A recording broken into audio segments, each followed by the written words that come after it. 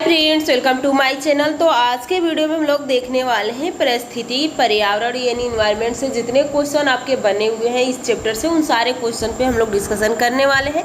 तो इस वीडियो के लास्ट तक बने रहिएगा और लास्ट में कमेंट करके ज़रूर बताइएगा कि आप लोग के कितने क्वेश्चन सही हो रहे हैं। तो चलिए, आज का पहला क्वेश्चन है आप लोग का। देखिए, यहाँ पे पहला क्वेश्चन पूछा गया है कि निम्नलिखित में से पारिस्थितिकी तंत्र का कौन सा जीवीय संगठन नहीं है, यानी जीवी यानी जिसमें जीवन नहीं है। तो क्या वाई हो जाएगा? वनस्पति, जीवाणु, जानवर। तो सही ऑप्शन आप लोग का हो जाएगा ऑप्शन ए। अगला देखिए, परितंत्रों में खाद्य श्रृंखलाओं के संदर्भ में निम्नलिखित कथनों पर विचार कीजिए।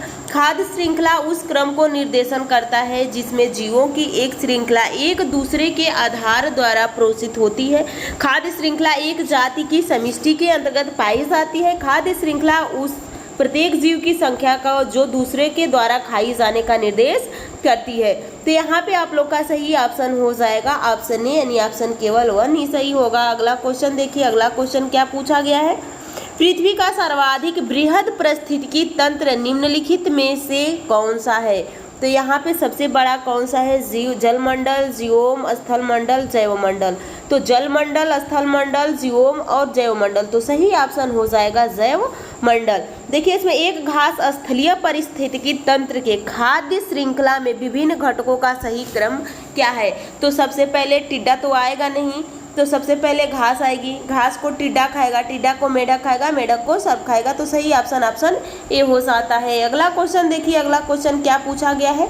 इनमें से कौन खाद्य श्रृंखला का निर्माण करता है? तो घास गेहूँ, घास बकरी आदमी, यानी घास को बकरी खाएगी, बकरी को आदमी खाएंगे। अगला क्वेश्चन है, निम्नलिखित में से कौन आहार श्रृंखला का निर्माण करता है? तो आहार श्रृंखला क्या पहले बकरी आएगी, पहले घास, ये भी हो सकता है, ये भी हो सकता है, ये भी हो सकता है। अब देखिए, घास के बाद गेहूं नहीं आएगा, घास के बाद क्या आएगी? बकरी आएगी, उसके बाद मानव। अगला क्वेश्चन देखिए, अगला क्वेश्चन क्या पूछा गया है।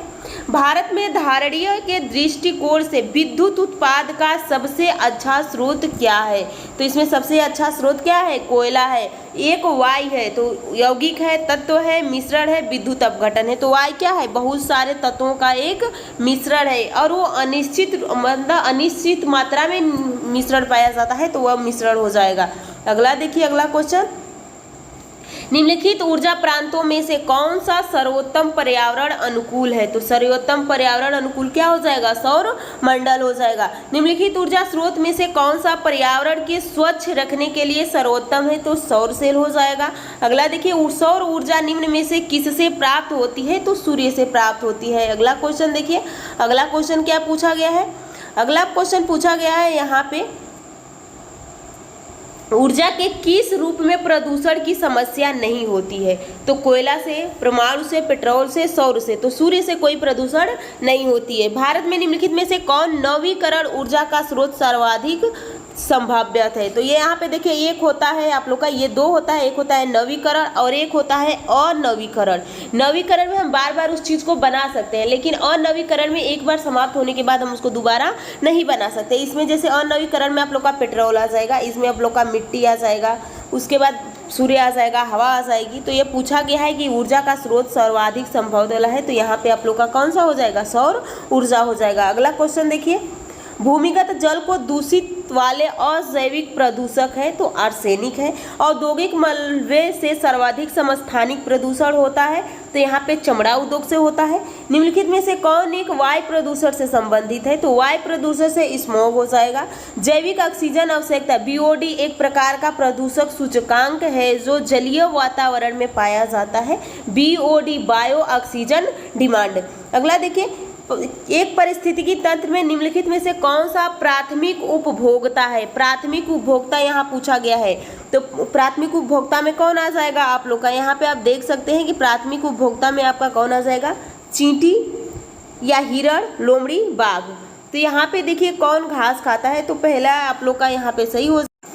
तो चलिए अगला क्वेश्चन देखते हैं, यहाँ पे सही हो जाएगा आप लोग का। अगला क्वेश्चन देखिए, अगला क्वेश्चन क्या पूछा गया है। खाद्य श्रृंखला फूड चेन में मानव है। मानव क्या है? तो मानव प्राथमिक तथा द्वितीय उपभोक्ता है। केवल प्राथमिक उपभोक्ता है, केवल द्वितीय उपभोक्ता है, केवल निर्माता है या प्राथमिक और द्वितीय उपभोक्ता दोनों है। पारिस्थितिकी तंत्र के जैविक घटक में कौन उत्पादक है, तो उत्पादक कौन हो जाएगा, हरे पेड़ पौधे हो जाएंगे। पृथ्वी के चारों ओर गैसों के समूह को क्या कहते हैं, तो उसको हम कहते हैं वायुमंडल। यहाँ पे निम्नलिखित में से कौन वैकल्पिक ऊर्जा का सबसे बड़ा संग्रहगार है, तो यहाँ पे सही हो जाएगा सौर ऊर्जा। शुष्क हवा में नाइट्रोजन की मात्रा 78% होती है। निम्नलिखित गैसों में से कौन सी वायु में नहीं पाई जाती है, तो वायु में रेडॉन नहीं पाया जाता है। अगला क्वेश्चन पूछा गया है, वातावरण में सर्वाधिक प्रतिशत है, तो नाइट्रोजन सबसे ज्यादा है। हवा में जिस गैस की मात्रा सबसे अधिक होती है वह है नाइट्रोजन। यदि पृथ्वी पर पाई जाने वाली वनस्पतियां, पेड़ पौधे समाप्त हो जाए तो किस गैस की कमी हो जाएगी, तो ऑक्सीजन की हो जाएगी।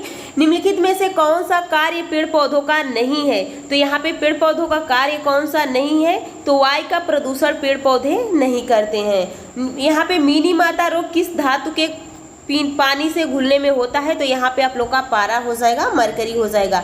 पारिस्थितिकी तंत्र संकल्पना को प्रस्तावित किया था, तो टॉन्सले ने। अगला देखिए, निम्नलिखित में से कौन एक पारिस्थितिकी तंत्र के संबंध में सही नहीं है, तो यहाँ पे यह एक बंद तंत्र होता है। प्रथम पोषक स्तर के अंतर्गत आते हैं, तो यहाँ पे आ जाएंगे हरे प्लांट। निम्नलिखित में से कौन सा एक जीवाश्म ईंधन नहीं है, तो यहाँ पे जीवाश्म ईंधन यूरेनियम नहीं है। सबके लिए सतत ऊर्जा दशक पहल है, तो संयुक्त राष्ट्र संघ का। पारिस्थितिकी तंत्र के संदर्भ में निम्नलिखित कथनों पर विचार कीजिए। स्वपोषी स्तर पर उत्पादन को प्राथमिक उत्पादक कहा जाता है। यहाँ पे द्वितीय उत्पादक के संदर्भ में परपोषी विषम पोषण स्तर के उत्पादन से है, तो यहाँ पे आप लोग का सही ऑप्शन हो जाएगा पहला और दूसरा। ऊर्जा संकट से क्या तात्पर्य है, तो ऊर्जा संकट से कोयला तथा पेट्रोल जैसे जीवाश्म ईंधन के समाप्त होने की खतरा है। अगला क्वेश्चन देखिए, अगला क्वेश्चन क्या पूछा गया है। देखिए, हम लोग यहाँ पे ज्यादा डिस्कशन नहीं करेंगे क्योंकि हम लोग का इसमें ये मोटिव रहता है कि कम टाइम में ज्यादा क्वेश्चन कर ले।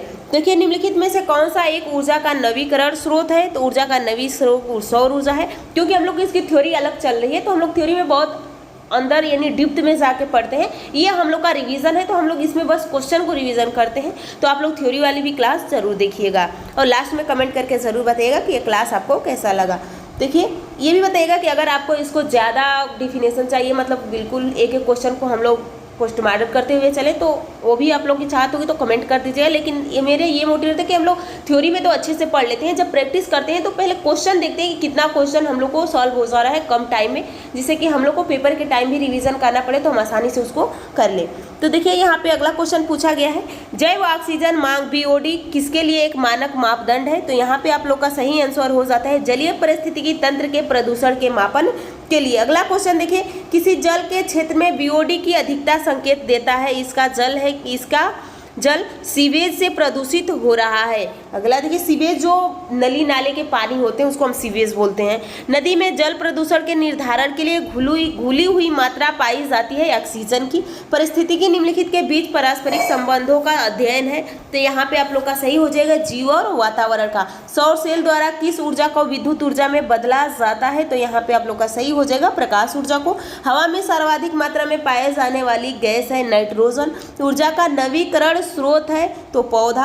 प्राकृतिक एवं सामाजिक सांस्कृतिक है, तो यहाँ पे आप लोग वनों की कटाई, शिकार, निर्माण कार्य और ये सभी। दिन और रात होने का प्रमुख कारण क्या है, तो पृथ्वी का अपना दूरी पर घूमना। अगला देखिए, प्राकृतिक पर्यावरण का प्रमुख घटक है तो जलवायु कारक। किसके नेतृत्व में चिपको आंदोलन को बल मिला था, तो यहाँ पे आप देख सकते हैं सुंदरलाल बहुगुणा। खाद्य श्रृंखला में ऊर्जा का प्रवाह होता है, तो यहाँ पे एक देशीय होता है। परितंत्री में ऊर्जा का प्राथमिक स्रोत है, तो यहाँ पे सूर्य का प्रकाश हो जाएगा। अगला क्वेश्चन देखिए, निम्न में कौन सा पर्यावरण अध्ययन का घटक नहीं है, तो सौरमंडल। पारिस्थितिकी तंत्र का उदाहरण है, तो यहाँ पे आप लोग का तालाब हो जाएगा। अधिकतम पेड़ पौधे पाए जाते हैं, तो ये कहाँ पाए जाते हैं, स्थल मंडल पे पाए जाते हैं। हवा में उपस्थित ऑक्सीजन 21% होता है। निम्न में से कौन पर्यावरण के लिए हानिकारक है, तो यहाँ पे प्लास्टिक। निम्नलिखित में से कौन द्वितीय श्रेणी का उपभोक्ता है, तो यहाँ पे सांप आ जाएगा। ओजोन परत सूर्य से आने वाली किन किरणों को रोकता है, तो पराबैंगनी किरणों को, UV किरणों को रोकता है। पर्यावरण एवं वन मंत्रालय भारत सरकार द्वारा पर्यावरण के क्षेत्र में दिया जाने वाला पुरस्कार है, तो यहाँ पे दिया गया था ब्रिजमीन को। वायुमंडल में 99% भाग पर किन गैसों किन दो गैसों का विस्तार है? तो यहाँ पे सही हो जाएगा ऑक्सीजन एवं नाइट्रोजन का। सीएनजी का पूरा रूप है तो कंप्रेस्ड नेचुरल गैस हो जाएगा। वायु प्रदूषण को कम किया जाता है तो वायु प्रदूषण का वृक्षों द्वारा। विश्व उष्मायन के लिए निम्न में से कौन एक कारक है? तो यहाँ पे सही हो जाएगा वाहनों से निकली गैस। खाद्य श्रृंखला में के परस्पर समूह को कहा जाता है तो खाद्य जाल कहा जाता है। वायुमंडल में नाइट्रोजन गैस की प्रतिशत मात्रा 78 पॉइंट कुछ है। अगला देखिए, अगला क्वेश्चन पूछा गया है यहाँ पे आप लोग का। यहाँ पे देखिए सीएनजी का ईंधन के रूप में किसमें प्रयोग किया जाता है? तो वाहनों एवं उद्योग में। पृथ्वी का अपमार्जक कौन है? तो यहाँ पे आप लोग का सही जीवाणु और कवक। पर्यावरण दिवस कब मनाया जाता है? तो ये 5 जून को मनाया जाता है पर्यावरण दिवस। देखिए डेसिबल निम्नलिखित में से किसे मापने की इकाई है? तो डेसिबल में हम ध्वनि मापते हैं। जल जनित रोग है तो यहाँ पे अतिसार हो जाएगा। 71% पृथ्वी के तल ढका रहता है जल से। विश्व में जल संगठन का प्रमुख कारण है तो यहाँ पे आप लोग का सही हो जाएगा नगरीकरण। कौन सी बीमारी दूषित जल पीने से फैलता है? तो यहाँ पे सही हो जाएगा टाइफाइड। निम्नलिखित में से कौन सा रुके या इकट्ठे हुए पानी में हो सकता है? तो मलेरिया। वायु प्रदूषक का कारण है धुआं। वायु प्रदूषण का कौन सा स्रोत नहीं है? तो यहाँ पे ठोस अपशिष्ट स्रोत नहीं है। सभी बड़े शहरों सड़कों पर भारी संख्या में वाहनों के कारण पर्यावरण प्रदूषण की समस्या का सामना कर रहे हैं। पर्यावरण संरक्षण के लिए शहर के लोग व्यक्तिगत रूप से माध्यम में अपना सहयोग दे सकते हैं। तो यहाँ पे ऑप्शन बी से आने जाने के लिए सार्वजनिक यातायात व्यवस्था का प्रयोग करके। पर्यावरण के अंतर्गत आता है तो यहाँ पे पेड़ पौधे, जीव जंतु, मकान, सड़क, पूजा स्थल, रिश्तेदार, नाते, संस्कृति, ये सभी आते हैं।